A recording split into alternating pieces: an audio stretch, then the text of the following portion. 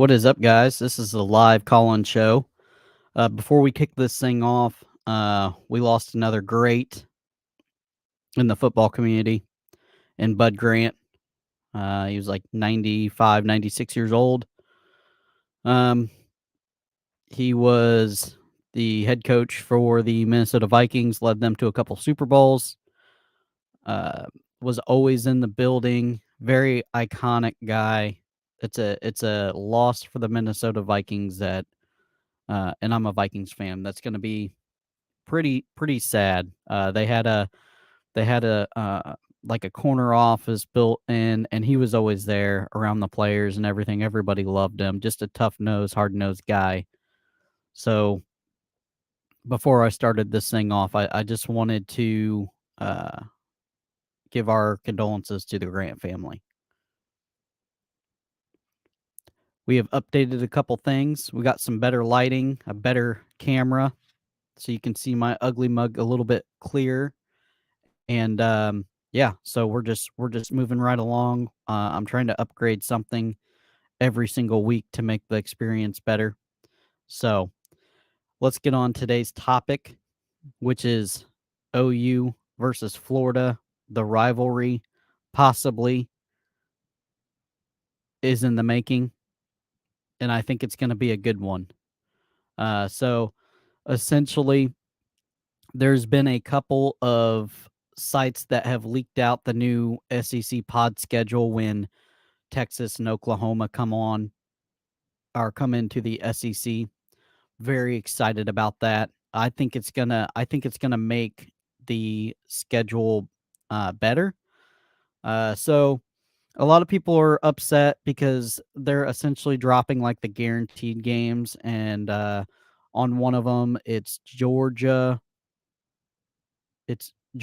OU, and there's another one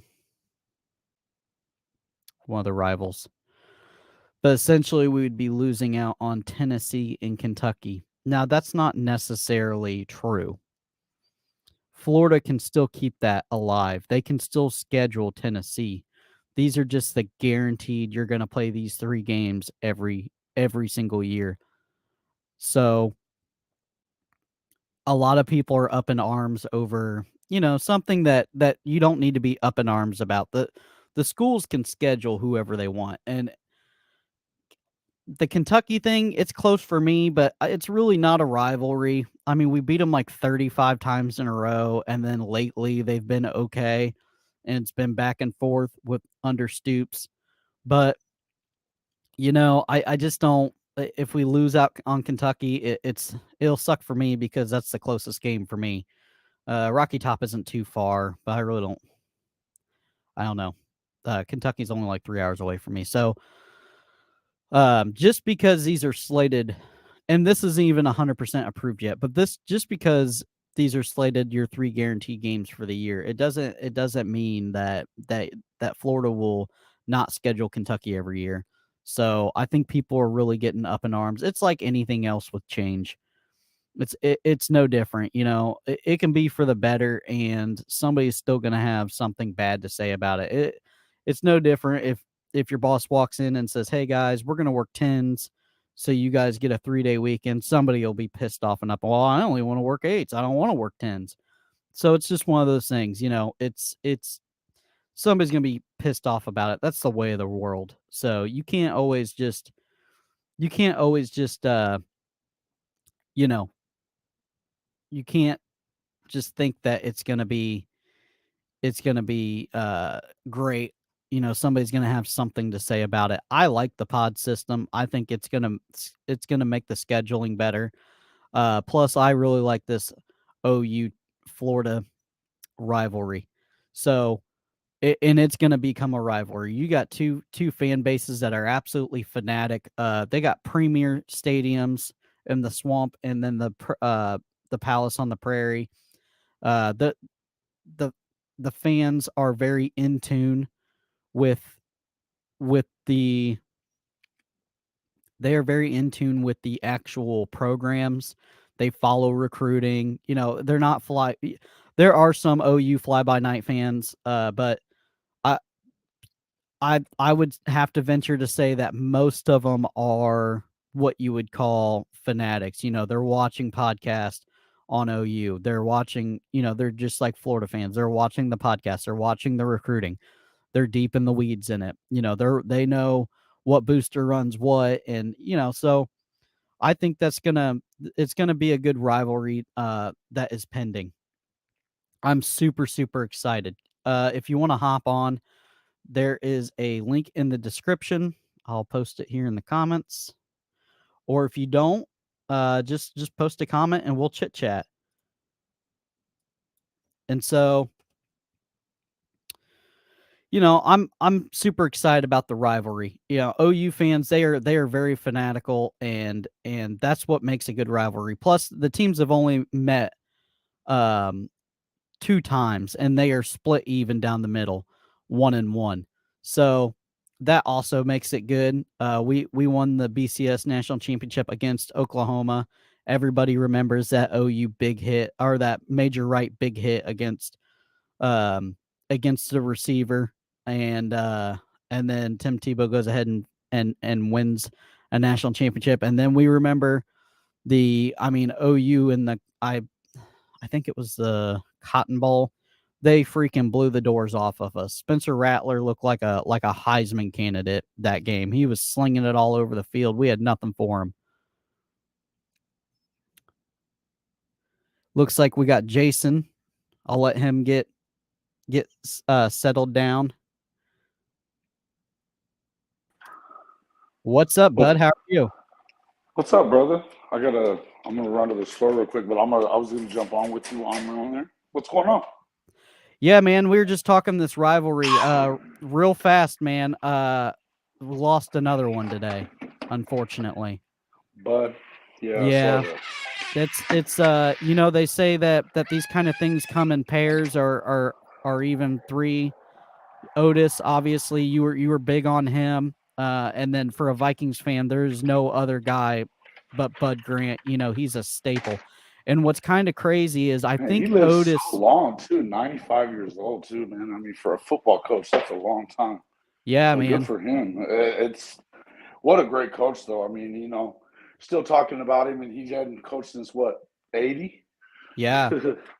Was Otis the one that caught? Was that against Bud Grant's team? Yep, in Super Bowl 4. How wild is that? The parallel. Two Yeah, man. two guys that obviously Bud didn't play against them, but he coached against them, and they passed away in the same weekend. Yeah, man. It's well, and the thing about Otis is he's been bedridden for the better part of about 20 years.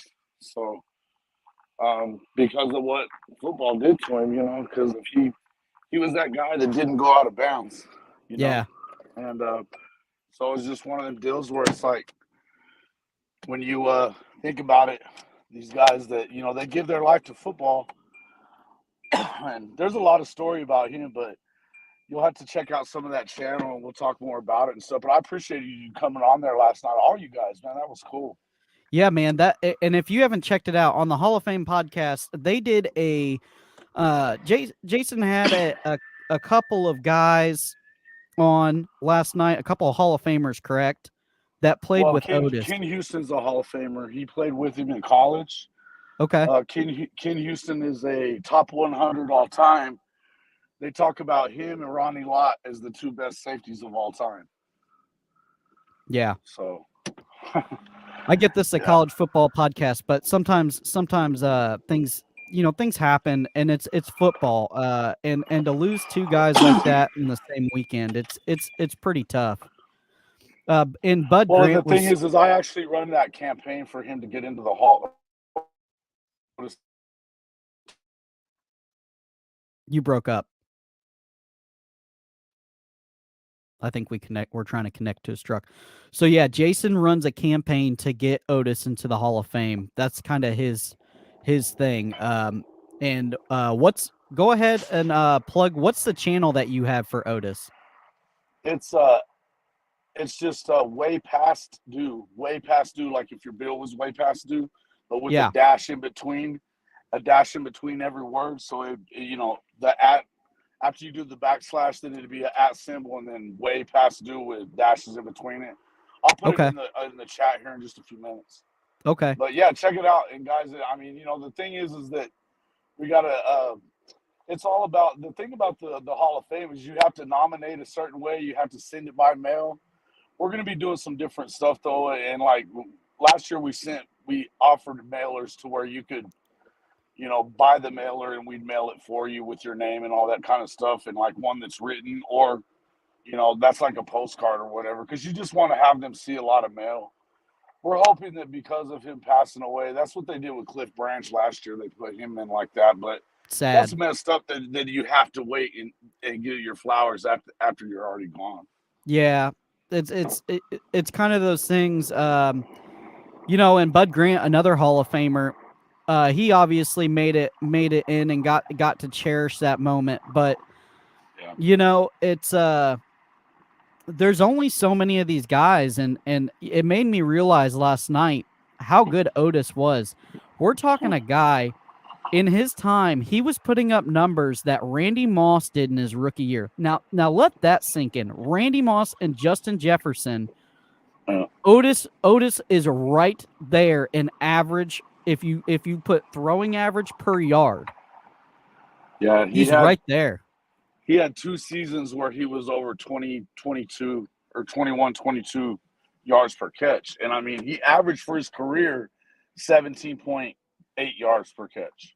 In a time they didn't throw it really that often. In a time they didn't throw it. If they had thrown the ball, I mean, it's funny. If you go on there and look at that one, I mean, I get talking about this, but when you start going and if you get on that apples to apples thing, you'll see I've got it broken down like him against a bunch of receivers. But really, it's more just to kind of show you, for instance, okay, he's a Chief, right? So he's number 3 still all time in receptions, touchdown receptions, all that stuff, right? But the thing is like Travis Kelce has played 10 years. I think this is his 11th year. Okay. Otis, they say 11 years, but he played 10 years, basically. Okay. The 11th year he didn't play. But anyway, in that same amount of time, he's had almost 400 more receptions as a tight end. Yeah. I mean, as a tight end, he was more receptions. He was truly the first. Far ahead of. He was truly the first move hybrid tight end to ever do it, right? He kind of was. Well, he was definitely a receiver. So he could have played tight end because he's that big. Yeah. He was 6'4" and 220, but he was fast. I mean, he was running a 4.443. Yeah, when you're running that fast on that kind of body, is Megatron. He was Megatron before Megatron was around. And you're talking a time. Listen, these guys didn't have strength and conditioning like what they have now. Okay, their strength and conditioning, they'd go play a pickup game, right? A basketball game during the off season to keep in shape. Well, they played on a traveling basketball team. You're right about that, actually. These guys were dual sport athletes, or they'd play baseball. And he was a national champion basketball player in college too. They were national champions in football and basketball. What college did he go to? Prairie View A&M, HBCU college. Prairie View A&M. Uh-huh. Are they still up and running and going? Yeah. They that's where Kerwin that was in the chat last night. He helps with that campaign. Okay. He went to school there. One of my other good friends from Vegas. He went to school there. So yeah, it's that's how I kind of got involved in the whole thing, was because of those two guys. But like, man, it's kind of my mission, man. So as much as I love the college football stuff, and I really hadn't been doing a lot with it the last few months, but it's about to kick back on, and I mean, really, we just need to build some momentum. There's no reason why he shouldn't have already been in. You start looking at some of those numbers. I mean, even the Cowboys during their heyday in the 90s, right, the early 90s, if you look at their teams, and they were as balanced as you could be, having the leading rusher of all time, yep, plus Aikman in them, right? They threw the ball in a 10-year span 3,000 more times than the Chiefs did during his 10-year career. Is he in a Chiefs Ring of Honor?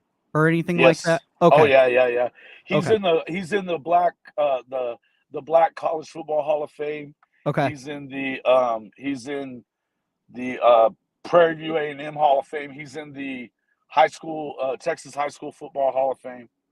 So he's in every other Hall of Fame. He And should then be he's in the obviously Pro in the Football Chiefs Hall. Ring of Honor also. So yeah, Yes, he is.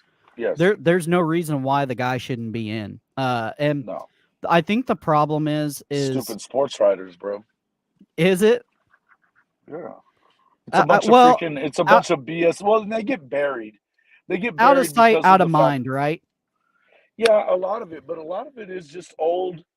If you go back and you look at, there's a lot of these guys. It's not even just Otis. I mean, Otis is the guy that I got brought into. How many But how many do you think there is? well, there's a backlog of 180 guys that haven't even been discussed. There's a backlog of them. I didn't know it was that So big. yeah, it's ridiculous, and that's why Kerwin was talking about you need to be doing like 10 a year for 10 years, to Yeah. find out. You know That's what I just mean? And like, seniors. yeah, 8 to 10 a year and on the seniors, because if you think about it, they didn't start the Hall of Fame until 50 years after the NFL was already been playing. Yeah, so You it know, was already so it backlogged was from the yeah, get-go.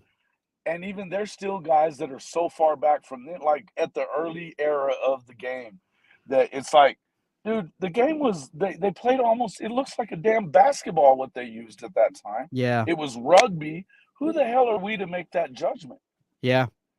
And what you should be doing is What getting an actual historian, because those guys are out there, and go and find out who are the best guys of that era, mandate it. This is how many we need to put in there. But like if you look at Ken and those guys, I mean, Ken's has some health problems in the last few years. Otis just passed away. All these guys that could be voting on that era, they're all starting to die off. Yeah, And and and that's what happens. Yeah. those are the guys that played with him and knows how impactful are. It's like I said last night. Brian Urlacher was bitching about Zach Thomas not being in, and he kept saying that he just kept on saying that, hey, that why the hell are these stupid sports? And I'm not even a big fan of Brian.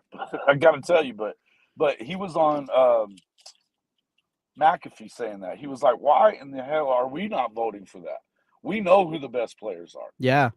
He was talking about Zach Thomas. He was like, the dude's got the same numbers as me and Ray Lewis, and he's not in. Now, of course, he got in this year, so that was a good thing. But it's I think my biggest thing about this whole Hall of Fame ordeal is I kind of feel like, number one, if you're not a first ballot Hall of Famer, you can easily get lost in the wash. You sure all right. can. And what are the requirements to the Hall of Fame? How many years do they have to be out to make the Hall of Fame? So 5 years after you retire, then you can start, and you can get nominated 5 times. And so once you get nominated 5 times, if you don't make it in that 5, and really you're right about that. Ken had said that last time that I talked to him. He said that if you don't get in on your first time go around, like honestly, I mean, that's the whole deal, is you can get buried. And you start think about this. Roger Craig was the first guy to ever rush for 1,000 and receive 1,000 in the same year. And he's not in the Hall of Fame. Now he's a senior. Yeah. Right? So here you got a guy that's, obviously clearly he's a Hall of Fame guy. Guys like Torrey Holt's not in yet. That's a Hall of Famer. I mean, I would say that Sterling Sharp should be a Hall of Famer. Now, his numbers are fairly low, but it's because he broke his freaking neck. Yeah. So I feel like it's one of those things where there's a lot of circumstances. And if you listen to guys like Coach Prime, he'll tell you that they shouldn't have as many as they do from this era. But I feel like the Hall of Fame is this. The Hall of Fame is it's a museum, number one. First and foremost, it's a museum. And it's supposed to tell the story of the game of football for each era. Yeah. So if you are missing guys from that era that help you tell the story, then what are we doing? Yeah, most definitely. You got a bunch of jackass sports writers that have a bunch of an axe to grind. You got T.O., Did they make him wait till the third time to get in? What are Yeah. you shitting? Yeah, The guy T.O. was unbelievable. Yeah, and my thing is there are But players, there are years that are up and down. Okay, so like think yeah, about this. Think about this. At one point, we had Adrian Peterson, LaDainian Tomlinson, um, I'm trying to think of another one. Frank Gore. I know Frank Gore just retired, but yeah. look So at some of the running backs that we had all a running lot at of the people say that Frank Gore's not going to get in. how? I don't know how. I don't know how you wouldn't say that. You know, or how you would say that. But I mean, yeah, the dude only played 20 years as a running back. Yeah, Sheesh. impossible. Yeah. But you see what I'm saying? Like just like there's errors where it's highs and lows. Like we're about to Well, go yeah, through and you're another gonna one. have they're only gonna put so many in per year. So there's gonna be times that it's gonna it is gonna throw it off. But the thing is that they don't really have a limit that they what they can put in. They can put in as many as they want. Yeah. But again, you have these sports writers that they have these agendas.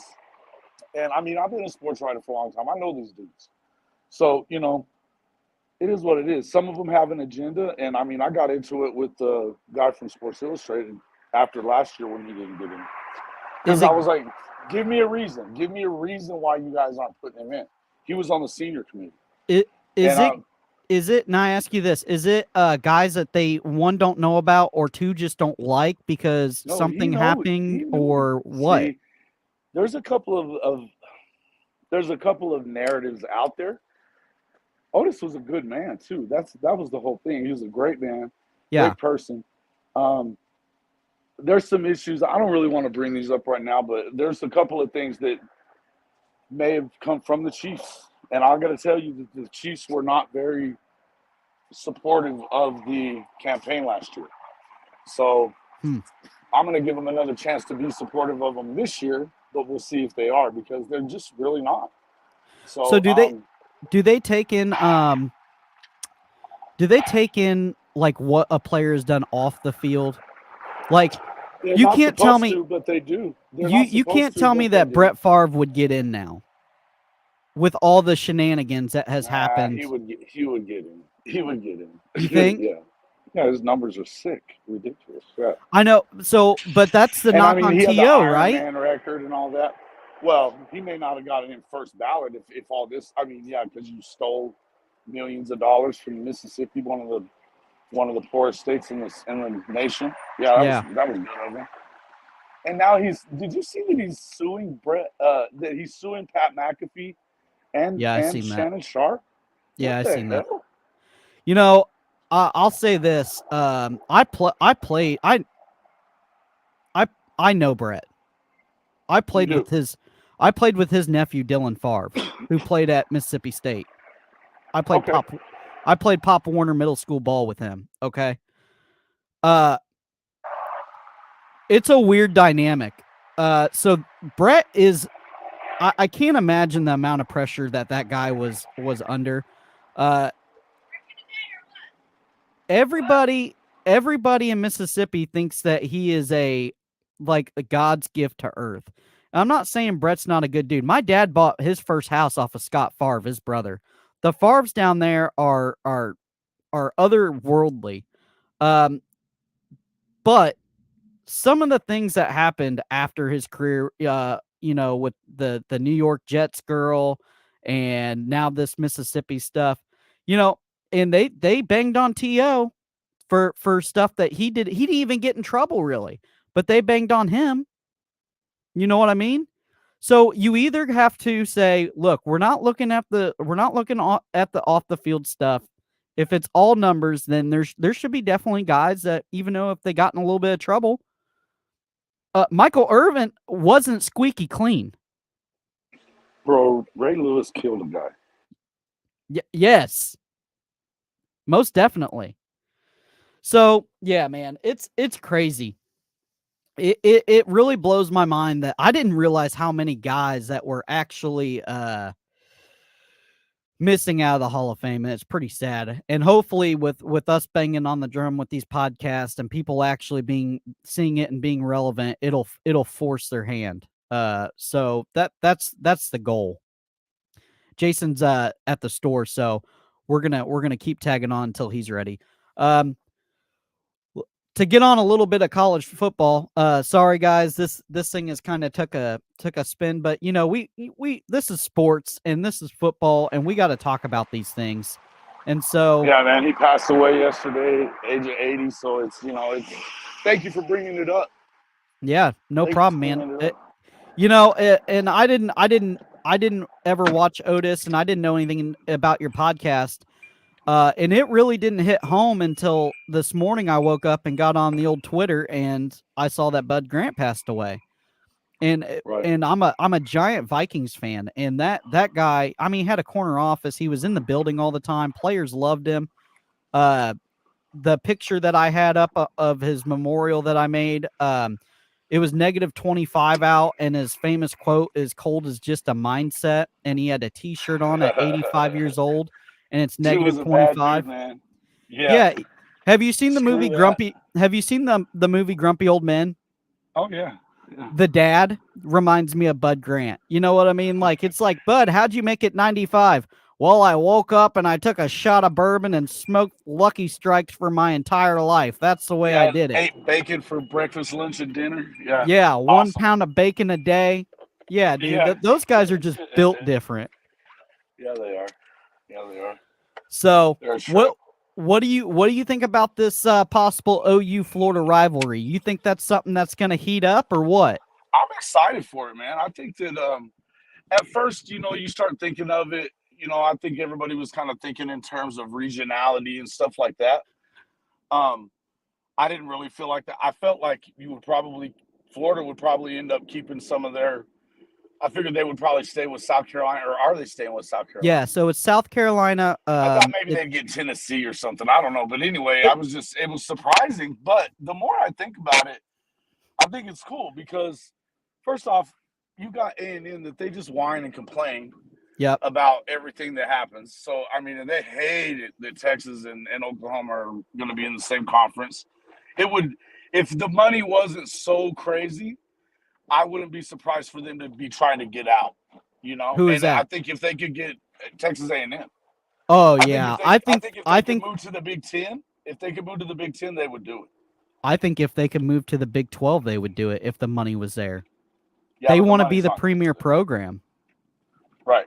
Yeah, but they're never gonna be. They still aren't. You know No. what I mean? They certainly weren't going to be going to the SEC, but they sucked in the Big 12. Oklahoma won 19 out of 28 games against Yeah. them. Yeah. So I mean, it's like they're still a half-ass program. I mean, they've got all the money. They've got all the money, but until they, I mean, win something for freaking Christ's sake. I mean, Well, come on. there's two ways to build a college team with NIL. You can do it the way that Georgia, OU, Florida, they're not usually paying these guys right up front. I know the Rashada thing.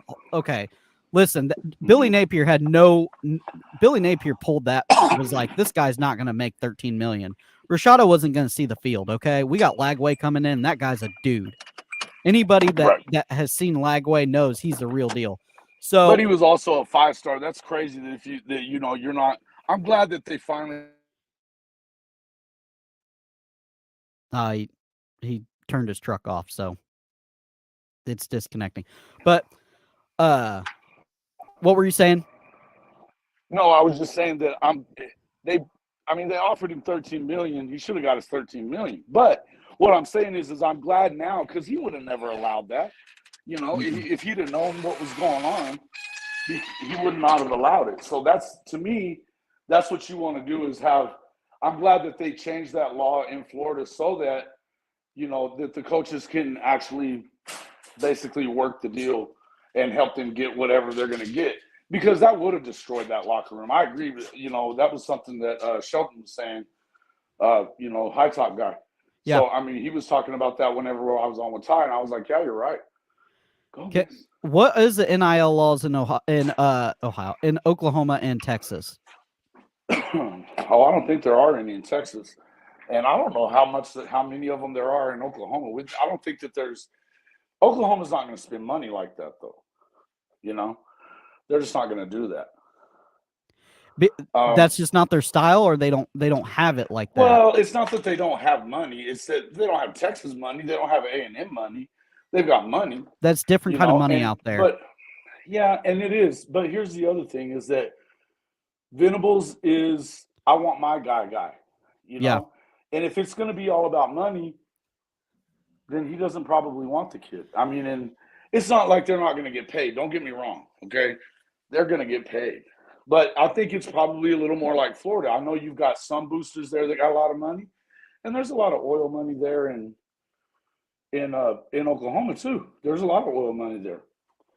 But that being said, it's not the same. It's not like Texas money. It's not like Texas A&M money. Yeah, they're going like full. They're going full Pony Express. Right, bro. Yeah. They're just like, and we saw what that. I mean, Texas A&M was in full collapse.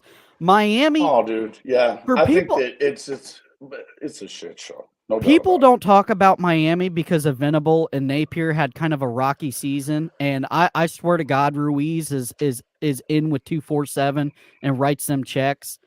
Because anytime something happens at Florida, it's a oh my God, it's a collapse. It's a full collapse.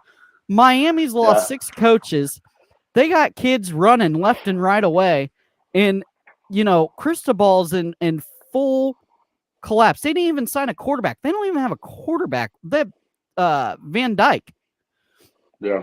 And it's like, you guys don't want to talk about Miami, and they went full Pony Express too.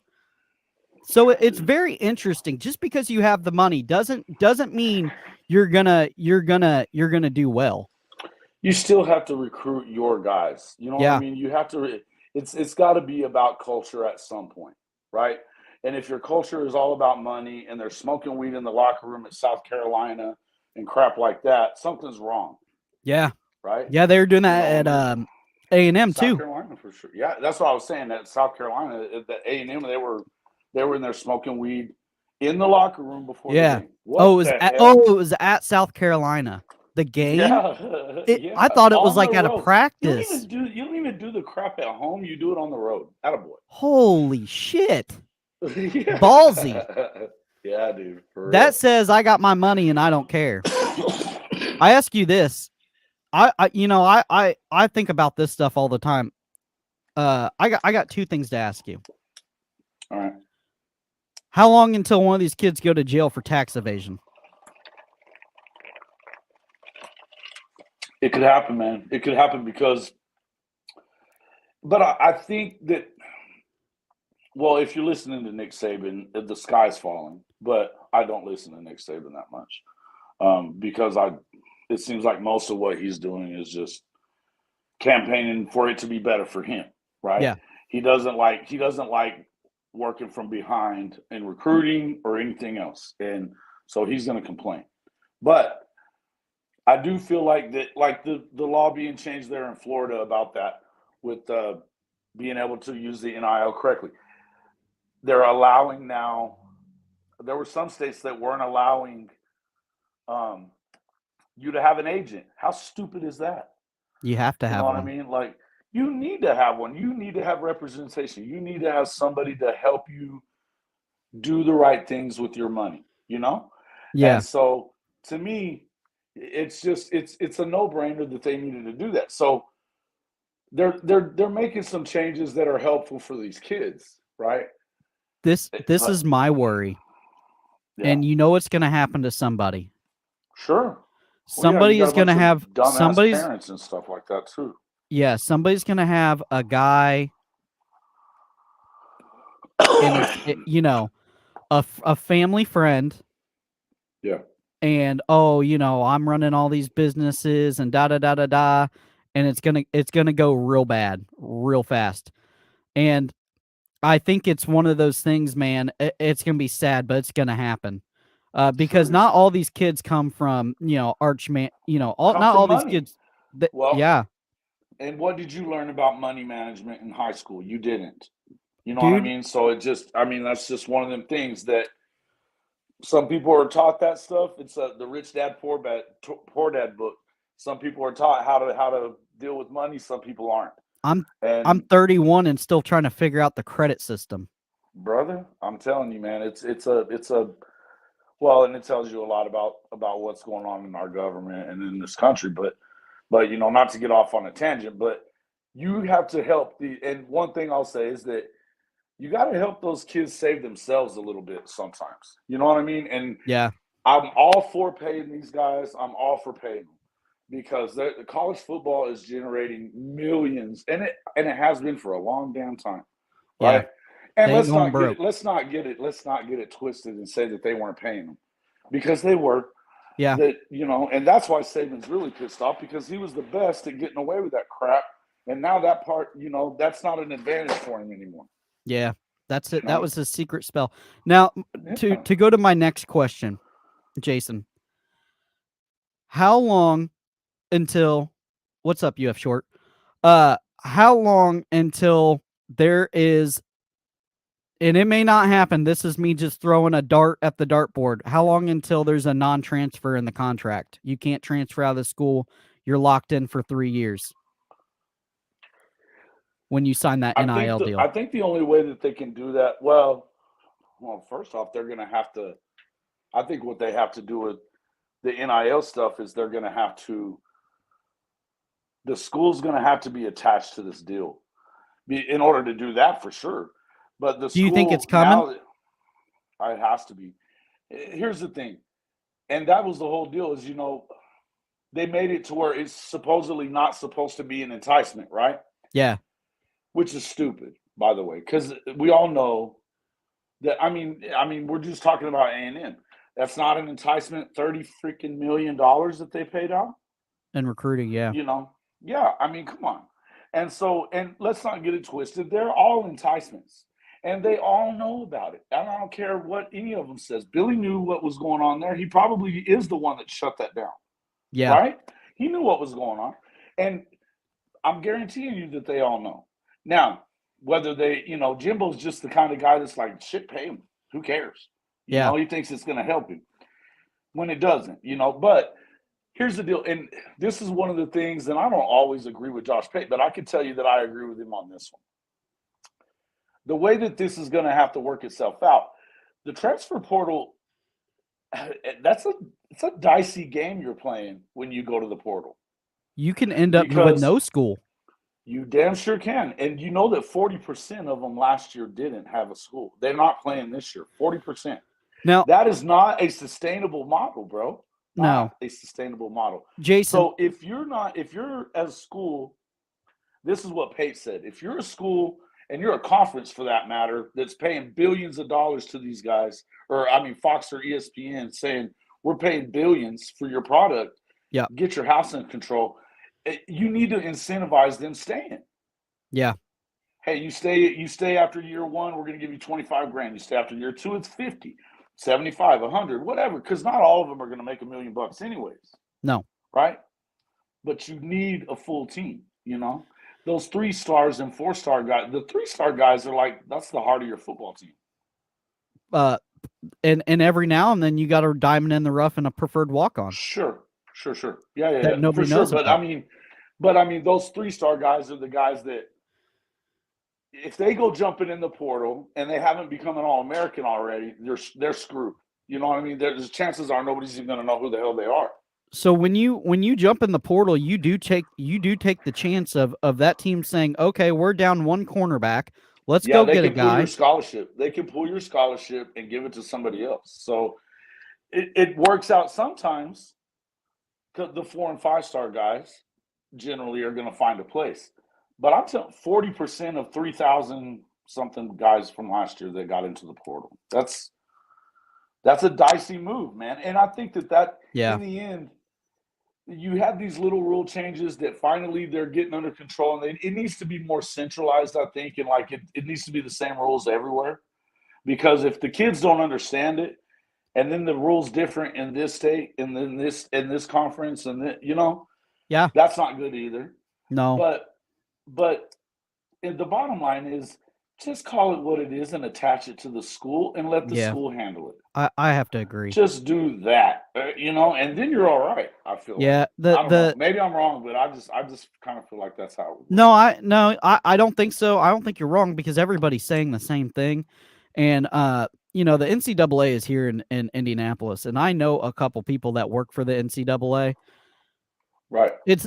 And what everybody thinks it is not how it's really ran. The Yeah, NCAA well, is ran more they don't like have any teeth left anymore, do they? not really. I mean, Yeah. the NCAA is ran kind of like the government. It takes for something to happen, it takes forever, and usually it's already done and passed and gone. Like the Right. issue's already solved itself. Yeah, Mm. it is a joke, UF short. It really is. And I'm not saying there's not good people that work for the NCAA. I know two of them that work their ass off, but they just don't have the pull and power. It's ran by No, and that it's a dictatorship there. yeah, it is. It is, and it has been forever. And it's kind of like how the Pac-12 has been, and up until now, the Big 12, it's run by a bunch of dumbasses. Yeah. So that's the problem. That you get some jerk off involved, in they're like Kliavkov, or before him, and then in at the Big 12, Bob Bowlesby. Oh, good grief! And just a bunch of knuckleheads. Yeah. So They're I mean, they're this new guy, Yormark's a stud, but I mean, he's coming from a different place. yeah, it's just different. And Yeah, and and like you said before, the NCAA has let the cat out of the bag. They have let yeah, they are letting the prisoners run the prison. They are, it is a complete and utter collapse by them. What are they going to do? Like Tennessee gets in trouble for doing what everybody else was doing, tampering and all that. Tennessee right. opens up the books and they're like, "Oh, look at all these discrepancies." It's like letting the IRS into your tax, when you get tax audited, like, Yeah, boy, that is the worst thing you want. And then they make what they but do is they single a program out. They oh, this is what we're going to do to Tennessee. And that's then right. it's like, but well, what about all these other guys that are doing the same But thing? look at Oh, well, Edo. nobody said anything about them. They knew about the Ed O'Bannon deal that started all this NIL crap for a long time. I mean, and they never got out in front of it. All this stuff that's going on right now should have been thought ahead. Here's what's gonna probably happen. Instead of being reactive to everything, which is exactly what they always are. They're a bunch of Yeah, dummies. It's just so funny, man. yeah. So and to kind of break off that a little bit, we the more that I have started listening to OU podcast, the more I Mhm. realize how close these programs are in the nutshell into the being the same. Well, yeah, there's a lot of similarities right now, especially with the coach changes and like the way that the last coach kind of left, the program kind of deal. Yeah, I agree with that. Winning programs that have done it before, and Hmm. they brought a guy in that everybody thought Lincoln Riley and Dan Mullen were gonna take us Lincoln back to the Riley. promised land. You bring Yeah, you bring Dan Mullen in off of the Urban staff that you thought, oh my God, this is the second yeah. coming of Urban Meyer. His Well, he did well at Mississippi State. I yeah, mean, his offensive play scheme is amazing, but couldn't recruit. And then right. you have the sleazeball, and he's worse than Lane Kiffin. I'm not a Lane Kiffin fan, but Lincoln Riley did the dirtiest thing you can ever do to a program. You leave in the middle of the night. In the Uh huh. middle of the night, you leave. And Yeah, and and dude. then what Ty Yeah, was telling that me, guy. Bob Stoops had to drag him in and tell Yeah, I was tell watching that. that. Yeah, it's true. It's real. Yeah. He was leaving. The other thing, I don't know if he told you this part of it, but they also were trying to, well, not trying. After the Bedlam game that night, Caleb Williams rode back in a Suburban from Stillwater, not on the bus with his teammates, and so they had that, and also they had a coach on staff that was recruiting openly for USC the entire season. I mean, it was set up. I mean, and part of it was the media there in Oklahoma didn't hold his feet to the fire whenever they knew he was going to quote. It was supposedly LSU is where he went. Yeah. Which he may have went there, but I think that was more of a smoke signal than Yeah, it was anything never else, going to be just to kind of LSU. get them off the trail. But they knew that they were definitely recruiting for SC ahead of time. So he's a scumbag, bro. Fuck Yeah, Lincoln Riley. so Sorry for my language, but screw that guy. You're good, man. UF Short, this is how crazy it is. They had a staff member actively recruiting while he was getting paid for OU. He was an That's right. OU staff member, and he was actively recruiting because Lincoln gave him the nod. That's how much of a scumbag Lincoln Riley is. So what I ask you this, it's not money. Do you think Lincoln Riley is scared of the SEC? Absolutely. And that's why he ran. Yeah, because he knew that he's never going to look at what kind of offense. He's got a great offense. He just got another Heisman Trophy, right? Yeah. But he does not have a coach, or even though he's at a blue blood program that can get the best athletes in California, which is one of the best recruiting grounds in the country, he still is not going to put together a defense that's going to win. He's not going to do it. Because you know why? He's a Leach guy, and I love Mike Leach to death, but those dudes don't give a crap about defense. Their offense is going to do what it's going to do. Yeah. And they're going to win a lot of games like that. They're going to win a lot of games like that, right? Yeah. And it's bottom line is it's a lot of offensive coaches are like that too. You know what I mean? That's true. Urban wasn't, and that's why he won all the time. Urban saw the big picture. That's right. That's right. But when it comes to, look at his assistant didn't, and he was with him all those years. Yeah. Boy, that sounds like Dan Mullen. I thought you were talking about Dan Mullen the entire time. He was more worried about drinking Bud Light Lime with Todd Grantham, his best friend. He didn't care. His favorite games are the 56 to 48 games. Listen, those are fun to watch, man, but it also give you a heart attack at a young age. Yeah. Right. And as a fan,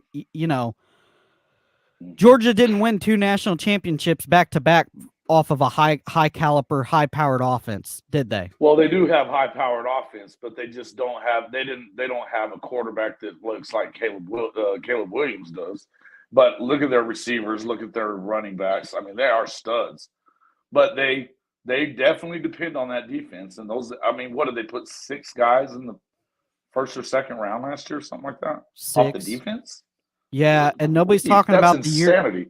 Nobody's talking about the year before that. They put 4 or 5, and this year they're going to put another 4. Jesus. you talk about building a program with elite defense. Georgia is doing something, and they're, we thought Bama's defense was good all those years. Yeah, well, Georgia might have had the 2 best defenses ever. Yeah, hold on real quick. Yeah, you're good. So, yeah, it's pretty insane to me. And you're going to win a lot of games like that with a high-powered offense. That's not what we're saying. We're just saying it's not sustainable. Another knack for me is Lincoln Riley kind of felt like he, a lot like Dan Mullen, he could never win the big one, and there was always one stupid game he would lose, and you just head scratching. You're like, what do we do? What are we doing? Like, why are we losing to this team? Where do you think the name Choklahoma came from? Actually, it happened when Bob Stoops was there, but it didn't stop, with Lincoln for sure. Yeah. They almost lost to Tulane last year or the year before, whenever his last year there. And they had them at home instead of on the road because there was a hurricane down there. And they almost lost. So they got a home game and almost lost the damn. It was 40-35. Yeah. Yeah. And it took a miracle. Yeah, Spencer kind of. I mean, they figured it out right at the end, but they literally won by 5 points at home. Yeah, you can't have that. Yeah, dude, and they weren't the same team that they were this year. They were good, but they weren't that good. So, what is Oklahoma's trajectory as a Oklahoma fan? What are you in the camp that you're liking what Venables doing? Obviously, they have a very, very good recruiting class. Florida also Not as good recruiting, but you look at the absolute blue chip ratio and where Billy got the No, guys they're from. fine. Yeah, I think they're S- fine. I think that what they're going to be great. what is your feeling for Oklahoma? What is your essentially and like Ty said, me and Ty were talking. It's not. I'm not saying a win loss. What do you need to see from Oklahoma to say, okay, we have taken the next step? Well, generally speaking, you don't. I mean, yeah, they. You want to see improvement on defense because they were 124th in the country, and that was a lot of that had to do with the fact of what happened with Lincoln, and he, even though he didn't give a crap. I mean, it wasn't even a good defense, and they still lost 13 guys off of it, off of that depth chart, some of Yeah, which went to the league. So when you lose like that, and then the, I mean, Brent Venables' defenses are complicated. They're complicated. So it's one of those deals where you have to you want and now that he's getting his guys, I mean, yeah, they number 4 class in the country. They're only behind Bama, Georgia, and Texas. And so and the biggest, I mean, they had 6 guys in the top 100, and aside from what was it? 3, maybe 3 guys. I think it was all defense after that. So as far as the top 100 guys. hey On guys, top of that, you get a 5-star quarterback too. does that sound familiar? Boy, Is that it? It is kind of similar. Yeah, yeah, it is. You that's what guys we did. and Florida, what? Where did you guys? They're 14th with 20 commits, and that was after Rashada. It being a 5-star, that bumps you up probably top 10 anyway, right? Yeah, and look where we went. We went defense. We got the 3 wide Yeah, receivers and a running back, but we went heavy you defense. got to you have to do that every year, anyways. Corner I mean, look at that. The running back room. The running back room at Oklahoma is what looks like it's going to be the best to me. You in a know, long time. Oh, dude. And I mean, they had Eric Gray last year. They had a great season. I mean, Yeah. he probably got his second round grade out of it, and I don't know what he was doing before that. But now, and then at the end of the year, you saw something out of Gavin Sawchuk. Obviously Barnes, and he was a freshman, but he came in and provided, showed himself to be a stud. You got 2 more freshmen that are coming in that are both, Dylan Smothers and uh, the other guy. Oh man, I always forget that kid's name. But he's from Denton, Ryan, and I mean we're talking about some guys that are just flat out good. Yeah. Um, you Yeah, know, and then, let's but the let's defense guy, pulling guys from Florida. It's been a long time since Oklahoma's been able to get talent from Florida. that's big. Yeah, listen, Yeah. That's where you need most of those the guys. cornerbacks come from. And cornerback is a Yep. absolute premium. You got to have 4 guys that are deep there. Makari Vickers, man, and we got Makari Vickers, and The I saw that dude at the All American Bowl, and he shut down the entire side of the field. They didn't the even throw at him. Yeah, the days of having one lockdown corner and being okay are done. These teams are spreading No, you 4 and 5 wide. yeah, well, yeah, and they got Kendall Dobie out of they got another corner coming in, and Kendall Dobie that he was an All American in JUCO last year, so Okay. he's expected to play. They do have Woody, who was Woody Washington is coming back. He was solid, and he's another year in the system. It should help. But then and you go out and you get Peyton Bowen, who he was a top 15 player in the country.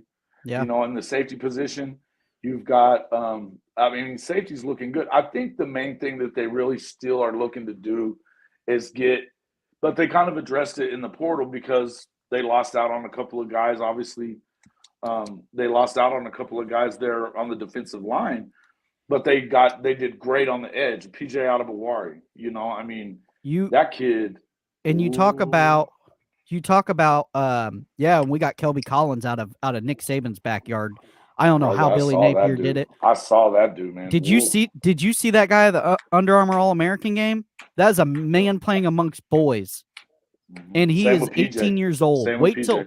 Yep. Wait till he gets into that strength and conditioning program. And I always say if there's a spot where you can really get some good guys, on the defensive line. It's the transfer portal because they're eating, they're lifting. You know what I mean? Right. There's not really anything on the defensive line scheme wise that's going to hurt them that you can't correct when they get to your program. You know, those Right. guys are pretty plug and play on the D line, and I'm okay. If you say give Well, me if they're big boys, they are. If they're 300 pounds, they might be plug and play. yeah, But but that's where Oklahoma had the biggest problem. And for Venable's offense, and he runs that 3-3-5, that was a big problem. They did not they get didn't have the beef. no, and they just weren't getting any penetration on the edges even. So when you're running a 3-3-5, and so it's a 3-man front. Is that going to work in the SEC? Yeah, well, it's definitely, it has before. I mean, that's what he ran whenever Clemson beat Alabama twice in the national championship game. So I'm just saying because them. But I mean, it's a kind of a hybrid. I mean, the thing is the way that they run it can be some different. There's a lot of nuances in the 3-3-5 is the thing. But you're talking Clemson that had a elite defensive line, and you're saying OU did not have that last year, right? Correct. Oh, they didn't have anything last year. The guys that they had were very young. There's a couple of guys in there that look like they're going to be really good. And you had Danny Stutzman stepped up and played well at times. And that was the thing, is they played well at times. But here's the deal, and this is what we talked about. You were talking about this with the coaches.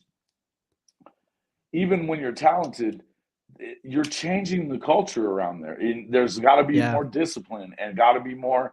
And the discipline was not there gap assignment wise.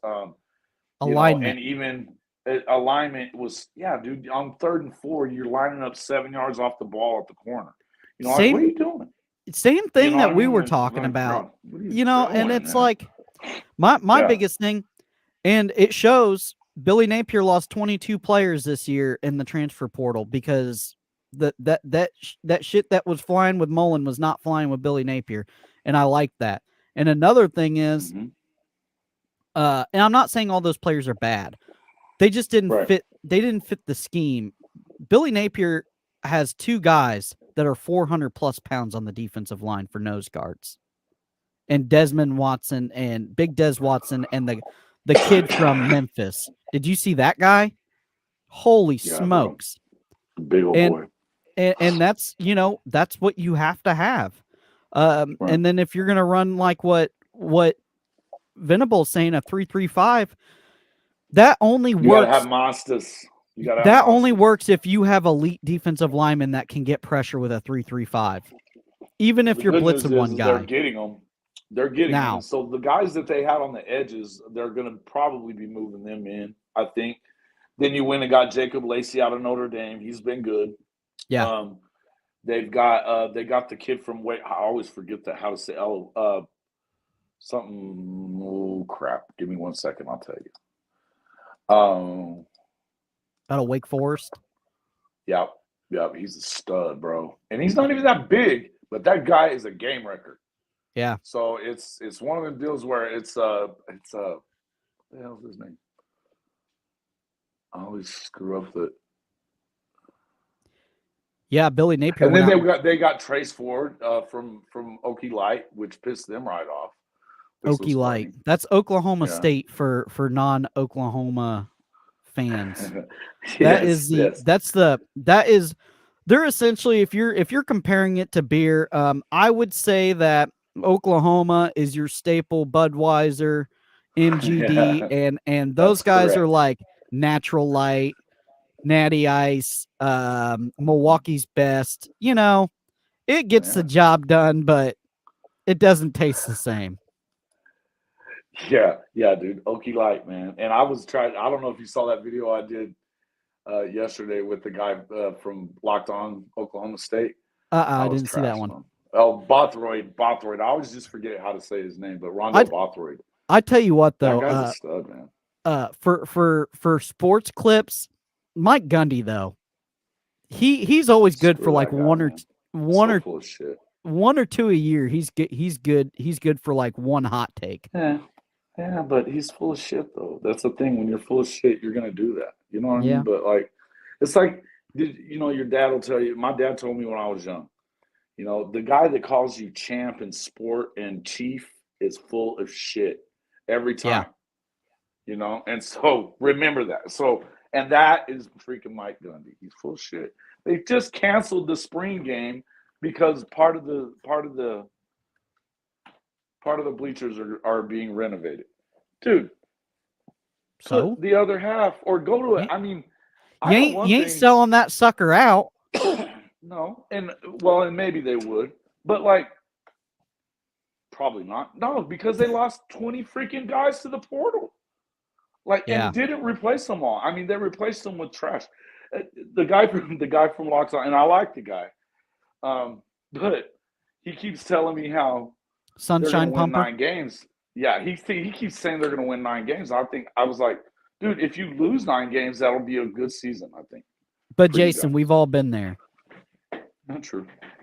We've all pumped a little I drank a sunshine. little bit. Oh, I think this is going to be I the. drank a little bit of the Kool-Aid last year, but not as much as a lot of people did, for sure. Well, let's get and let's get into this real fast if you got a minute. Sure, go for it. What our expectations and a actual program's expectations are two totally different things. Brett Venables' expectations for the team, they may have hit them. The fans' expectations, they may have not. Win 10. Yeah, win 10. You need to win 10. And they should with you asked me earlier, what should they do this year? What's an improvement? An improvement would be 7 wins, but it's not going to be a good improvement here. I think that if you don't win 8 minimum and more like 9 with this schedule, it was not a great year. Yeah, because they have a favorable schedule, right? Oh, dude, they leave Oklahoma 3 times. Yeah. Right. I mean, so I see that. I mean, their losses that you could see, and I will never. I'm not going to say one of them because you could see it, but it's not going to happen. And then you've got the other road game would be BYU. That's a tough place to go play. I don't care who you are. Yeah, they packed that sucker out towards the end of the year. Tough place to play. Cold. Cold. Yeah, it's going to be. I mean, it'll be a fun. I think it's going to be Don't you guys play BYU this year too? No, I don't think so. We got an absolute gauntlet though. From we have. Boy, I tell you. So Florida, for everybody that's banging on Billy Napier, what a bad year he had. The schedule came out, like the after effect of schedule, and we had number 4 hardest schedule in the nation. And wow. it's not looking any better this year. There's a gauntlet that we're about to go through in September. It's like it's Georgia, Arkansas, South Carolina, Missouri. Missouri's never a good matchup. It's at Missouri. It's cold. It's going to be a noon game. It's hard to even show up for that. They call it Mizzou because they don't want you to know it's really misery there. I've been on that campus. There's nothing to do there. The fans barely show up. Weird spot, man. And then we have LSU in there, which is going to be a night game. So it's and then Florida State to end it. So it's like a 5-game gauntlet. Right. You know what I mean? And then we still have to play Tennessee and Kentucky in there, up at the top end. So, it's one of those things where everybody's like, well, if we don't go, 10 wins or 8 wins, it's not successful. But that's not what I'm looking at. Right. You can't characterize a program. It's a little different there. It's a little different right there. And that's not – and I would tell you that it's not really a win thing so much. I think that on the way out with this conference being what it is, and look, I mean, they've got enough guys through the portal finally this year. And literally they lost 4 games by 3 points last year. Yep. And a lot of it was stupid stuff. Same with Florida. They could have won 10 games. I mean, now they should have won at least 8. You know what I mean? Now, and losing it the way that they did, I mean, they had another one by 7 points. So literally they had 5 games within a score. So there's, it could have been a better season. I wouldn't say that they should have won them all, but they could have won them all. You know what I mean? Yeah. So it's just one of them deals where you would want them to see them certainly here's how they win 10 games last year. They get to 70th in the country on defense instead of being 124th. Yeah. You Well, know? and it's funny how the season can ride out. I can tell you, week 1 against Utah, we beat Utah, and I swear to God, Yeah. Gator Nation thought we were back. I didn't see that. I didn't see that coming. That's I a did good not see that team. coming. Yeah, absolutely. And They're a then bunch of assholes, but they're as good. yeah, and then Kentucky. We don't show up to Kentucky, but think about this: Right. we had Tennessee, who nobody had Tennessee Right. doing what they were doing. We had Tennessee on the ropes. We were about to put Tennessee into a bad place mentally for another Right. we got the onside kick and we're driving, we just don't get it done. Georgia was elite, and Georgia, we didn't really hang in there. LSU was a tough game to swallow, but nobody had LSU being as good as they were. And then Florida State, we are a face mask penalty that should have been called on the last play, and we should have got another shot at the end zone, and we would have won that. And I'm telling you, Florida State, nobody had them because Mike Norvell is doing it different. And they're primed up. And I think Norvell's okay, man. And he was a screw up or two away from losing that job last year. Yep. And now look, this year, they're set for a deep playoff run. They lost nobody and just gained players. They got that wide receiver / tight end Jakeem Bell out of South Carolina. They're going to be scary. And Travis is you can't ever bring them down. So, that's going to be another good team again this year. So, when you look at the schedule and break it down, you're like, oh, well, look at all these losses. Then I get everybody's like, oh, the Vanderbilt loss. I know the Vanderbilt loss. Okay. We all have a bad game we lose. Yeah, it happens. It happens. It happens sometimes. It's college football. Oklahoma has lost to bad teams before. Yes. Yeah. It's frustrating. It happens, dude. They used to lose to Mizzou every few years, Yeah, again. Does anybody match up well with Mizzou? What is that? I think it's overlooking them a lot of the time, but, kind of is what it is. I just feel like at this point you're kind of looking at it as, and because they beat them 9 out of 10, and so you're gonna have that 1 year that, and it's always seems like they lose it in a year that, of course, this was this was during the BCS, so it was always that year that you could be getting into a championship game. Yeah, Landry Jones, they lost on that year is the one I'm thinking of. They're just built just to ruin people's dreams. Yeah, screw something up. Yeah, I think that's probably one of the things that's good about this whole deal for OU is that, and for everybody, is that losing 2 games in a conference like the SEC doesn't kill you. Nope. And I would venture to say that there will be a 3-loss team or 2 in the playoffs over the first few years. Yeah, in the first few years. For sure. Maybe not right away. Maybe not. Yeah. And I think that it's going to be a gauntlet. And honestly, the Big Ten's going to be a gauntlet too. Once they add Washington and Oregon to it. Now, logistically, isn't that wild? Could you let's say this? You have South Carolina or USC has to go to Rutgers one weekend and then come all the way back. Right. You know what I mean? Like, I don't get that logistically. I know the Pac-12 is flailing. They're on their last breath. The Pac is hurting. It's such a freaking crap. I've gotten to the point where I'm so sick of even talking about it, but it's actually gotten me more views than anything else. But I tell you, it's so much BS out there coming from supposed to be respected journalists. And it's a bunch of freaking crap that they're saying. Like, I was on there talking crap. Well, you were watching some of that where I was saying the other night to that dude. I mean, this idea that, and I even had somebody from FSU talking shit to me the other day after that ACC video. And I wasn't even hating on FSU.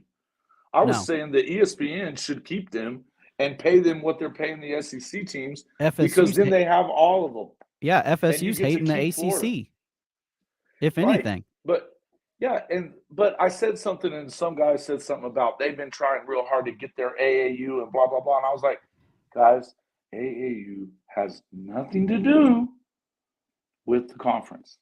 They may want you to be an AAU school if you're going to the Big Ten. Why, I don't know, but whatever. Academics.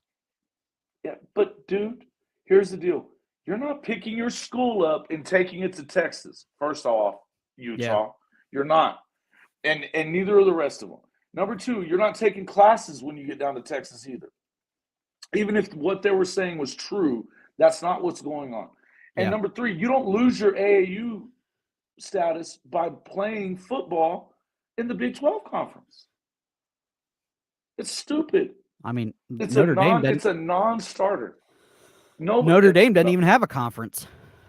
Nebraska lost their AAU membership because of their not having a hospital. But it didn't have any. They already had it when they got there. Kansas is an AAU program. There's a few. I mean, there's a couple. But the thing is that the schools are just different. And this idea that everybody's a bunch of dumbasses that go to Big 12 schools is stupid. Yeah. You know what I mean? It's freaking higher education still. And so, I mean, come on, man. It's just it's just a narrative that helps them. And it depends where you're going for what you're going. And this is probably gonna irritate you, but Oklahoma State is the number one agricultural program in the nation. No, I know that. Yeah, I get it. If you want to do anything agricultural, which is big here in the Midwest, Oklahoma's the number two, or three. They kind of go back and forth in petroleum. Like it's like for petroleum engineering and stuff like that, which is pretty damn important. You know what I mean? And they've got a great journalism school. They've got, man, there is nothing wrong with any of the. Baylor is one of the toughest schools in the country. It's a theology school stuff. You know, I mean, they're sitting there acting like this is BYU's coming in. BYU's not an easy school. I don't know about UCF. I know they have the largest enrollment in the country. And when you get down to the nitty gritty, these kids, some of them care, but most of them are to play ball for 3 years and go to the NFL. Hell? Yeah, exactly. What are we even talking about? And that's like the guy that was sitting there arguing with me the other day, 3 or 4 days ago. Now, is it a recruiting tool to say you're a top 5 or top 10 program like Florida does? Yeah, for the parents, it is. Sure. But what, academically? Yeah. For the parents, like, oh yeah, like getting a degree from UF. Like, let me tell you something. Number one, I don't have a degree, but you know how many jobs that I haven't gotten because I don't have a degree? Probably 0. None of them that have. Yeah, I get it. And I have a degree, but it's not exactly. I have a degree to teach. Do they care where you got it from? To teach history. No. Yeah. No. So it don't matter. No, it doesn't. But in the end, yeah, it's this idea that one thing has anything to do with the other is stupid. And then the other part is that they keep lying to themselves, acting like, I mean, they were actually talking about Ion TV as a television partner a couple of weeks ago, right? Ion TV. I think that deal is going. I laughed my ass off. Oh, well, I got to tell you then. That's hilarious, right? I've never even heard of them. Yeah, I don't even know who they are. Is that like Peacock or Netflix? No, it's one of those freaking channels that's on your rabbit ears, man. It's like old school MASH reruns and shit like that. Yeah. That's their plan. It's like the MASH rerun channel. That's the plan. No, I don't think that's the real plan. I think that was another narrative that got spun. And there's a lot of that going around. So I don't know, man. I'm kind of over it at this point. I think it's clear that the people that are saying, you got Dennis Dodd, you got ESPN, you've got, The Athletic, you've got reputable reporters that are saying it's going to die. And let's just say, they get somewhere close to the Big 12 in money, right? But it's a major streaming deal. The majority of because ESPN said we will do one game a week. That's it. Yeah. That's it. So the rest of it's going to be streaming. And you know, is that why they brought Coach Prime to Colorado so that he could just, stay on the internet? Boy, I'm okay with it because I'm I get telling what the you're saying, biggest but what I'm telling you is, the what I'm saying is, though, do you think that Colorado's okay with that? Because I don't, right? no. I know that Arizona's not okay with it, even though Utah's acting like a bunch of dummies about Now, it. A lot of them are, is this but football only or is this going to be for basketball too? Because the everything, Pac-12 man, always everything. produces in hoops. Yeah, but not. I mean, right now the Big 12 is the best conference by far in basketball, and they're about to add Gonzaga too, and they're talking about like Villanova as well. Okay. Plus Houston's coming into the mix. They're number one in the country right now. Yeah. They've been great since Samson got there. So they're Um, they're they're and so Yormark is going to split that off. He wants to the next TV deal. He wants to split off basketball from football on the media rights deal, which is smart. I don't know why yeah, somebody else hadn't done that before. that makes sense to me. Yeah. A lot, Let them be yeah. I separate. mean, absolutely, bro. I even pitched something that for this like what and tell me what you think. Like we already have the SEC network. Why aren't I don't know how to explain this. Why are we even jacking with this stuff? You own your own network. What you could do is you could have Yeah, two channels, an OU channel that does the radio guys do the commentast, the play-by-play for it, because I rather listen to the Florida radio cast than some of these guys they have broadcasting. really? You could have had all the game rights, and then you could have had all the commercials. They would have to pay the Yeah, SEC. but they paid a crap. They did pay the SEC a lot. No, I'm saying why didn't the SEC do kind of like what MLB does and make it like a Well, and they could, but like a paid nobody wants deal? to be the first one, bro. Nobody wants to be the first one that's doing all this streaming. Yeah, I see what you're saying. Major League Baseball kind of has to Okay, because it's no longer the straw that stirs the drink around here. I mean, college football is number 2 to the NFL. That's it. so is there times that it's hard to find an OU game on for you? The last couple of years, you've had a couple where, not usually, but sometimes you have to go to ESPN Plus or something like that. Okay, so for me, I live in the Midwest. So Right. if unless Florida is a premier game, it can get tough for me. Right. So for a guy like me, I'm okay with paying No. the subscription. No, I get it. And that's what I'm saying. But here's what you lose with that if you're the Pac-12 is the homers, the ones that I'm a college football guy. I would buy it, and I don't even like the Pac-12 that much. Right? I'm a night owl, so I just like it to have I'm on. a football guy. I'm a college football guy, so I would watch it. Right? And I would probably buy the deal. Well, the problem is your casuals aren't going to do that. They're not going to pay $100. So where do you think it splits? And the other thing is like, how about bars and stuff? You start losing out on that. What it really amounts to, it's not even really the money so much. Well, the bars have to pay for the NFL ticket already. Right. But what I'm saying is like what it's going to come down to is the visibility. So if your money is like similar, but you're not getting visibility, the value goes down the brand value. Yeah, man. Making and like new fans. If you think that if you're Oregon and you're Washington and you fancy yourself a national player, then you need that freaking visibility. They have to move.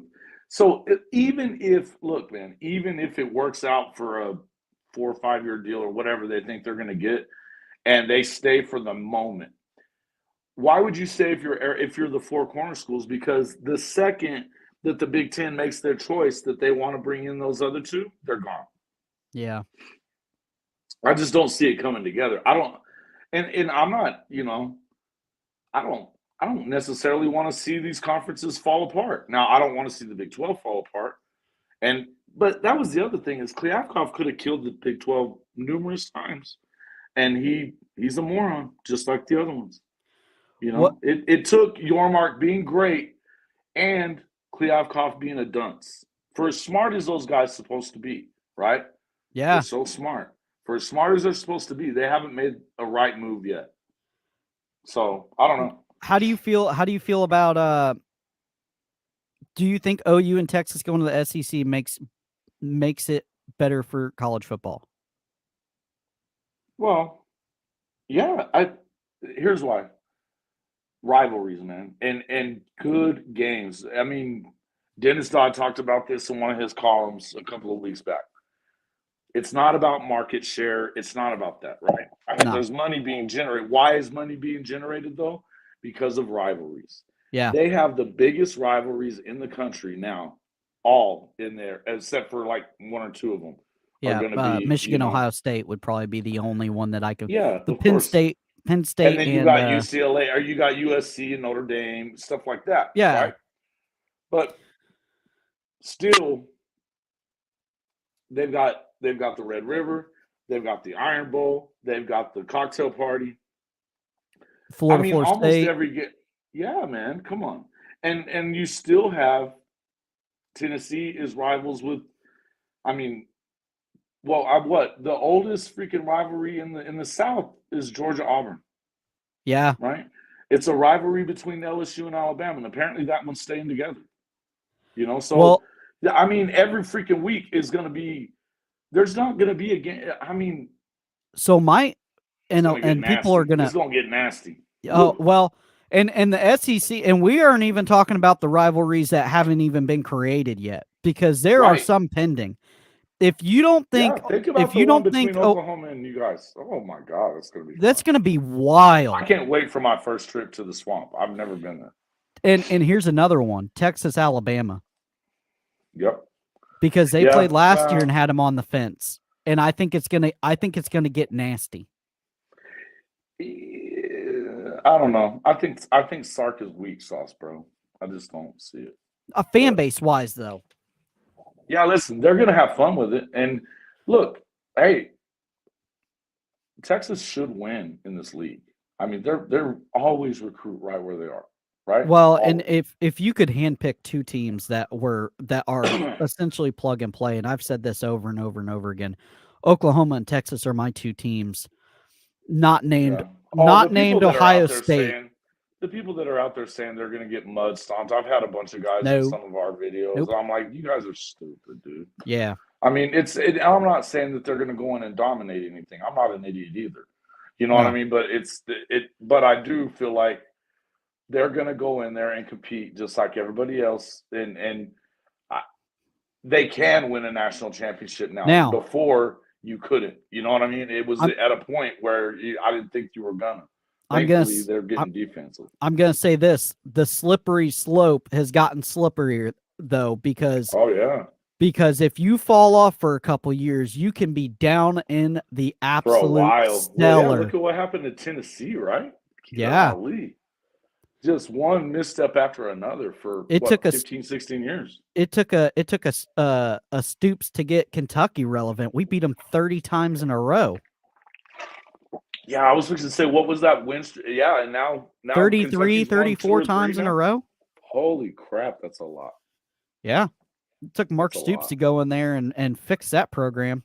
And what a gig, though, for him, though. I mean, he did that. He probably has 10 years left on his job security if he never won again.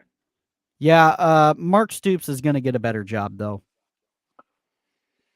There are better jobs. Is there a better job when you're making $10 million and you don't have to? Here's the thing, games? though. Mark Stoops is going to get frustrated with Kentucky. He doesn't like the basketball coach there. They're alwa's at each other's him and Calipari do fight. Yeah, they fight. Yeah, apparently it got so nasty one time that the president of the school had to separate them in a they're at like some pep rally or something for sports, and it got so nasty the president of the school had to separate them.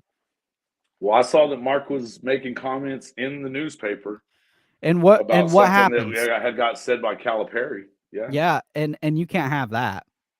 No, yeah, that's funny shit. In Kentucky, they could care less to win a national championship. But here's the thing, Calipari's. I mean, how much longer is he going to have if he has another season like he did this year? I don't know. He's done so much for them. he's kind of Saban-esque, like He's won one championship, right? One or two? two, I think. Yeah, but he has that. Mm, He's put a lot of players in the league, and well, I he get kind it. of. But you got to actually win them. I mean, Yeah, but I, Kentucky fans aren't like us. they're not. They're blue Nah. blood for basketball, dude. Yeah, but are they really that cutthroat like we are for football? I think they kind of are. Yeah. They might Look at be. what I they don't know. did to I don't Billy have the Clyde, pulse man. on. They cut Billy Clyde loose immediately. Yeah, they don't And have the. like, I don't have the pulse on basketball. I don't watch hoops that much, but um, mhm. yeah, man, I tell But you I this. don't know. I mean, obviously he's got some credit built up. I mean, he's had great players. And he'll And still recruit good players. yeah, but you can't your head football coach and basketball coach can't be trying to duke it out in a press Oh, dude, box. that's kind of how it is, though. I mean, it Yeah, is what it is. They never like each other. When I was covering Tech, Bobby Knight and Mike Leach were there. They freaking hated each other. yeah, Bobby Talk Knight. shit all day long. Yeah.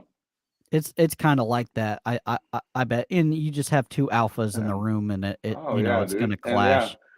particularly at a place like, I mean, How if was how the how was football Mike team starts Leach? winning, Mike was cool. But he got pretty full of himself towards the end. Did he? Yeah. He's kind of Yeah, goofball, right? he was. He was. But he got pretty full of himself, and like the whole thing, I wasn't worried about like what happened with the Adam James stuff was stupid, but he was dumb in not taking the deal that they. I mean, he talks about he was always talking about that $800,000 bonus he didn't get. Yeah. They offered him millions as a settlement, and he didn't take it. So All right, man. We've been on here for about an hour and a half. I think yeah, man, I gotta get. That's we've good stuff, covered. though, man. I'm having fun on your show. Yeah, You're man. doing well, man. You're doing well. Thanks. I'm trying. I'm grinding. I'm always updating. I got a new camera, some new lighting. I got the green screen didn't come in from Amazon yet. That I ordered. It was supposed to be here this morning, but it didn't. So you know how that is. Yeah. And like I said, this I'm very new at this, and I'm still trying to figure a lot of stuff out. So No, you're doing good. If you want to give me a holler later or whatever, and I can run through a few of those things that are on uh, StreamYard to kind of okay, help you with some of that stuff. awesome. Just let me When are know. you going to be? What's your lineup live next for everybody Uh, that can catch you? well, my live, I do a live on Tuesday nights, but with the Otis Taylor thing, I may be on a radio show, so it may be a little later. Okay, But I usually go 8:30 Eastern time on Tuesdays, and it's at CFB Podcast. So you can always throw that in there, and then always find me on Twitter at BirdieManDub. So okay, yeah, listen, man, we'll thanks for having me on for sure, though, and thanks for coming on the stream last night and pumping that stuff out there about Otis Taylor, folks. Go on there and check out that one. yeah, that's This a good guy one. deserves to be a Hall of Famer.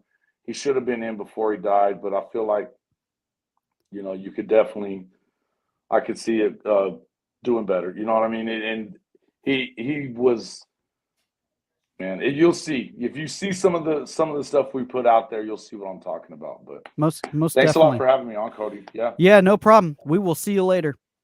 All right, bud. Have a good one. Alrighty. Bye. That was Jason with Hall of Fame Sports, and thanks for having him on again. He's always fun to have on here, man. I do enjoy the time I get to talk back and forth with them. It's always an easy conversation, and sometimes in this, not all the podcasts go smooth, but we just burned off an hour and a half, and it was pretty seamless. So thanks, Jason. Go check out his podcast, Hall of Fame Sports. Also, I would like to give my condolences to the Otis family and the Grant family. We lost two really, really good guys here in the sports world, in the football world. So, I it's one of those things where um, it's shocking, but you knew that you know everybody has their time. So, like I said, uh, condolences out to their family. We will be back 3:30 Saturday live call-in. As always, I got some stuff coming down the pipe for you guys on regular videos, and hopefully next week we got the green screen for you, so you don't have to keep looking at this same backdrop here. All right, this is Cody from F is for Fanatic, and we are out.